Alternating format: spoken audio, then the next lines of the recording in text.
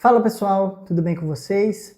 Esse é o segundo vídeo sobre o texto do Pierre Bourdieu, O Campo Científico. No primeiro vídeo eu comentei sobre alguns conceitos importantes do autor e a pequena introdução de um parágrafo do texto do Pierre Bourdieu.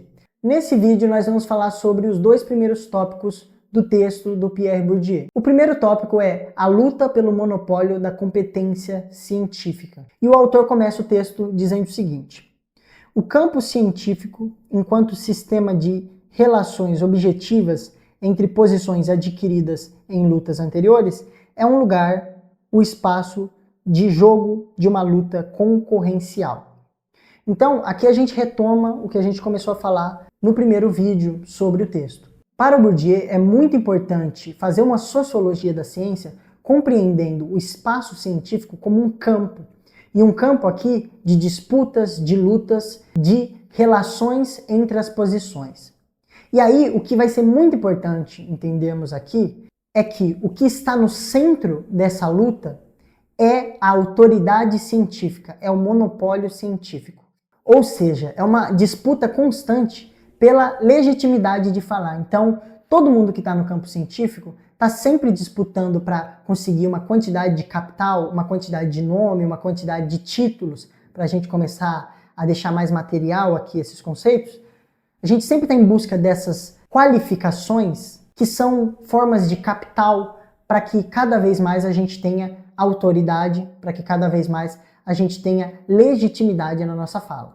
Por exemplo, um estudante de um curso de graduação comparado a um professor que tem um doutorado, que dá aula naquela mesma universidade, qual é o impacto da fala, o impacto da manifestação, o impacto de uma opinião desses dois? Por que a opinião do professor é julgada como uma opinião mais relevante do que a opinião do aluno? É uma questão de posições sociais.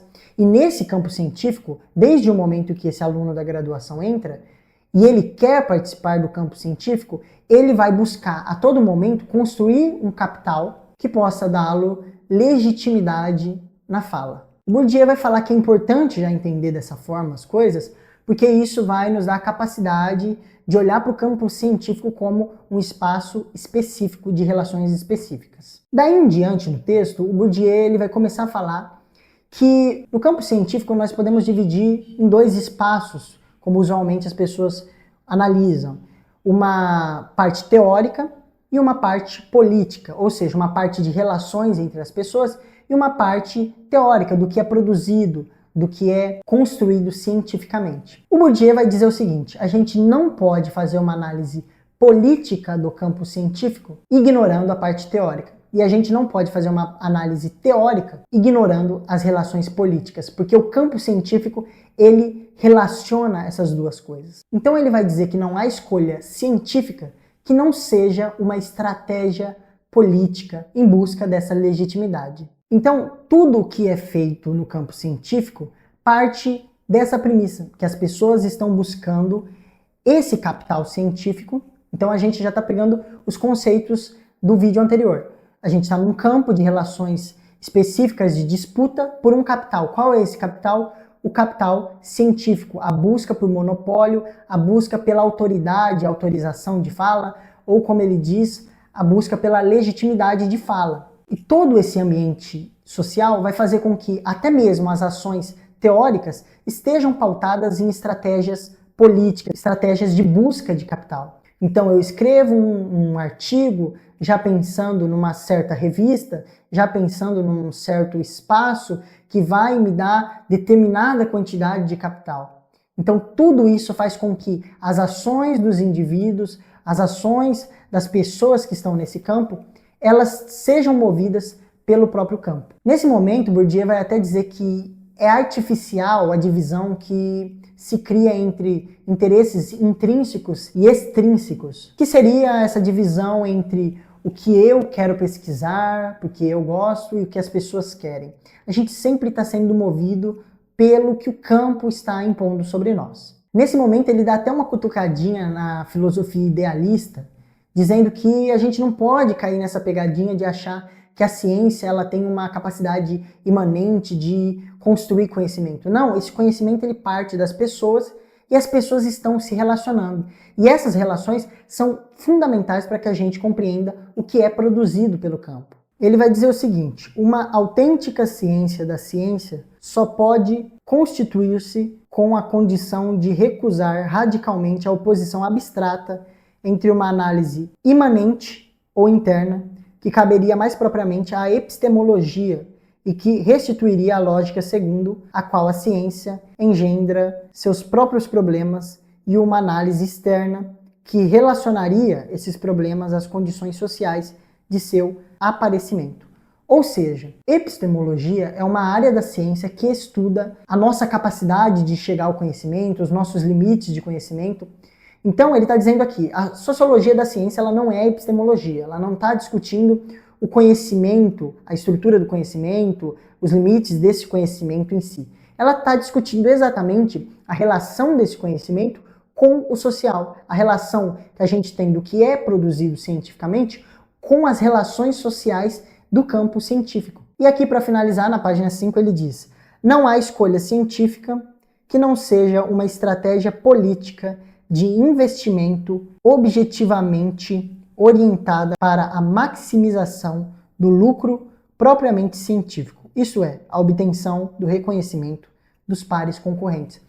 Ou seja, o Bourdieu está dizendo, tudo que a gente vai olhar quando a gente vai analisar o campo científico deve levar em conta que as pessoas que estão aqui nesse espaço social, elas estão buscando a mesma coisa, elas estão buscando reconhecimento científico, elas estão buscando capital científico. Antes de ir para o próximo tópico, é muito importante a gente entender que essa teoria construída pelo Bourdieu, ela é muito importante para os trabalhos de sociologia da ciência, os trabalhos que analisam um determinado campo. No meu caso, no meu mestrado, eu analiso a relação entre o campo da história e o campo da história da educação. E eu utilizo muito a teoria do Bourdieu para entender como que esses campos se relacionam, não só teoricamente, mas como que as pessoas desse campo se relacionam, quais são as hierarquias impostas nessa relação. Na segunda parte do texto, a acumulação do capital científico, o Bourdieu vai começar dizendo: a luta pela autoridade científica, espécie particular de capital social, então voltamos para o conceito de capital, que assegura um poder sobre os mecanismos constitutivos do campo e que pode ser reconvertida em outras espécies de capital. Então olha que interessante, ele está dizendo o seguinte: o que seria esse capital? Ele é um capital porque ele assegura um poder sobre os mecanismos constitutivos do campo, ou seja, quanto mais capital eu tenho, mais poder sobre o campo eu tenho.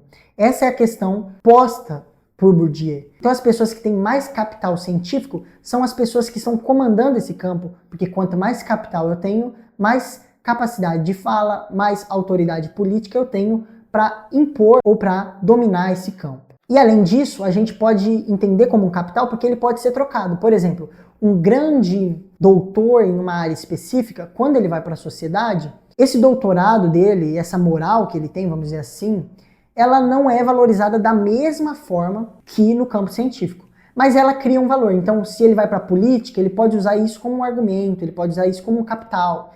Se ele vai para a mídia, ele pode usar isso como um capital. Você percebe que esse capital, quando ele é transportado para um outro lugar, ele passa por uma troca de valor. Então é como se eu tivesse real, eu vou para os Estados Unidos e eu tenho que trocar por dólar.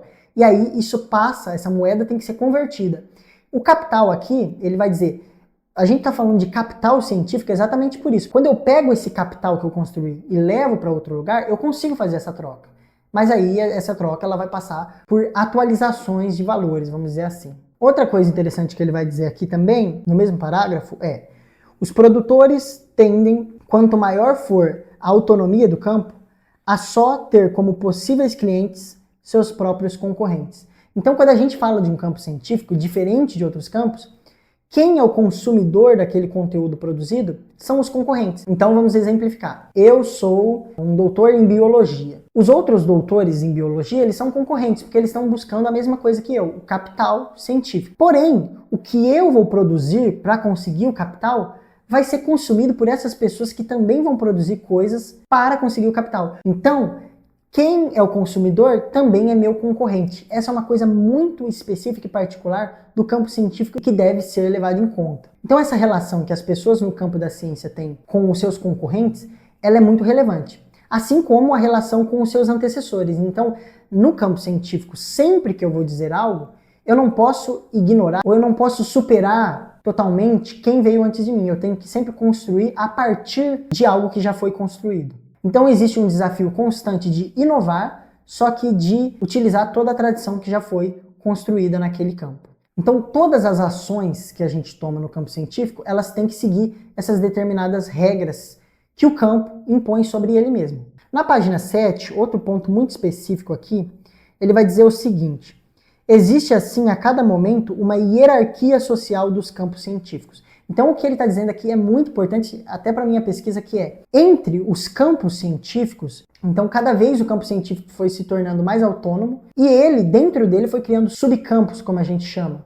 Então esses campos internos, eles têm hierarquia. Então tem um campo que tem uma quantidade de capital maior do que um outro campo. Ou seja, se eu fizer uma determinada faculdade, o status que eu vou ter é diferente de uma outra. Se eu fizer o mesmo curso que outra pessoa, só que em uma faculdade, uma universidade diferente, eu faço numa federal e a pessoa faz, por exemplo, numa particular, o próprio campo vai dar valores diferentes, vai criar uma hierarquia entre as disciplinas, as instituições, enfim. E ele vai dizer também, no interior de cada um deles, há uma hierarquia social dos objetos e dos métodos de tratamento. Então ele vai dizer que até os objetos têm hierarquia no campo científico. Se eu publico um artigo e eu publico uma resenha, elas têm hierarquia, elas têm valores diferentes e elas vão me dar um capital diferente de acordo com essa hierarquia. E aí ele volta para a questão das pessoas que dominam o campo. Ele vai dizer na página 7 ainda: os dominantes são aqueles que conseguem impor uma definição da ciência segundo a qual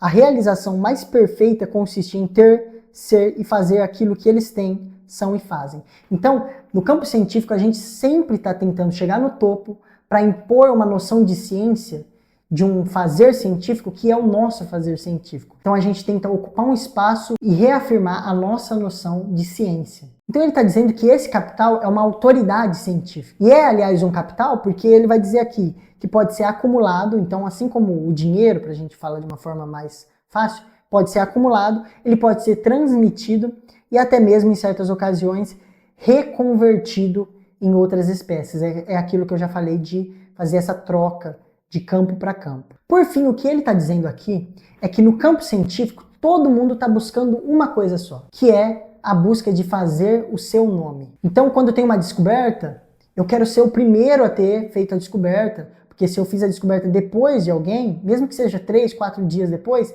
aquela pessoa ela foi a primeira. Então, o nome dela vai ter ali um ganho maior do que o meu de capital. Ou se eu faço um artigo, dependendo da posição, o artigo tem 3 pessoas, o primeiro nome ganha um certo valor, o segundo... Então tudo no campo científico está sendo colocado, está sendo hierarquizado pela disputa de autoridade, e nessa disputa todo mundo está buscando uma coisa só, que é fazer o seu próprio nome. E para fechar essa parte do texto, na página 12 ele vai dizer o seguinte: o mercado dos bens científicos tem suas leis, que nada tem a ver com a moral.